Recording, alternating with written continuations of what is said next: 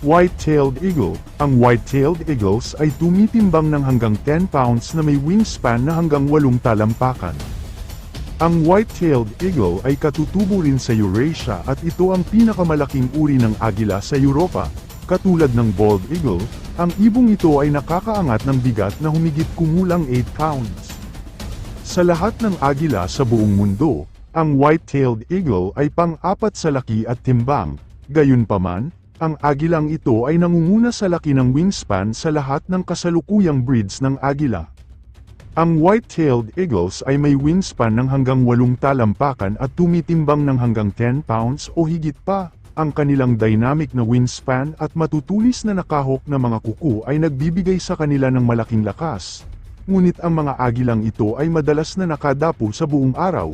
Maaaring mukhang nagpapahinga ang white-tailed eagle, ngunit palagi itong naghahanap ng mas maraming pagkain. Minsan, ninanakaw din niya ang mga huli ng ibang mga agila. Ang white-tailed eagles ay mga kapansin-pansing ibon na nakatira sa baybayin at pangunahing nangunguha ng isda at nangangaso ng mga ibon sa tubig.